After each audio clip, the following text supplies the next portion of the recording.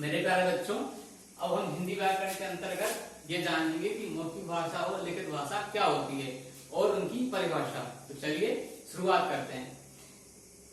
मौखिक भाषा, भाषा के जिस रूप से हम अपने विचार बोलकर दूसरों के सामने प्रकट करते हैं उसे मौखिक भाषा कहते हैं। जैसे टीवी, रेडियो के कार्यक्रम आदि।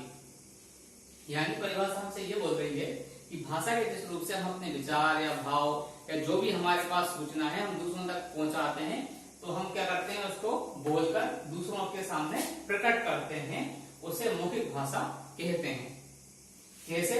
उदाहरण हो सकते हैं टीवी के माध्यम से जो हमें सूचना प्राप्त होती है, तो टीवी में जो बैठा रहता है व्यक्ति वो अपनी आवाज बोलकर आपको सुनाता है सूचना पूरे देश दुनिया की।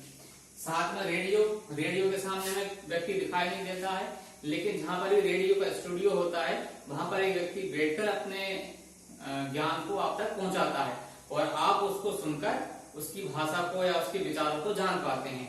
तो ये भी एक क्या है, मौखिक भाषा का एक उदाहरण है।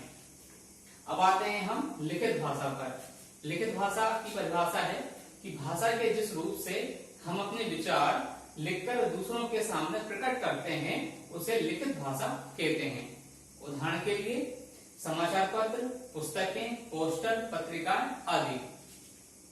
भाषा के जिस रूप से हम अपने विचार लिखकर, यानी हम क्या करते हैं, बोलते नहीं हैं, हम अपनी भाषा चीजों को लिख देते हैं और लिखने के बाद हम जिस व्यक्ति को हमें सूचना देनी होती है उस चीज को हम उसके सामने प्रकट कर देते हैं। तो ये हमारे किसके अंतर्गत आएगा, लिखित भाषा के अंतर्गत। जैसे उदाहरण से आपको बिल्कुल स्पष्ट हो जाएगा, समाचार पत्र। समाचार पत्र जब हम सुबह उठते हैं और समाचार पत्र को पढ़ते हैं कि कल कौन सी घटना हुई है देश दुनिया में, तो हम जान पाते हैं, यानी उस चीज को किसने लिखा होगा और उस लिखने वाले ने अपने विचार उसमें लिखे होंगे। फिर आप क्या होता है, उन विचारों को अपने हिसाब से पढ़ते हैं, वो जान पाते हैं कि उसने जो लिखा है वो आप जान पा रहे हैं या नहीं। यानी वो एक भाषा का एक माध्यम है।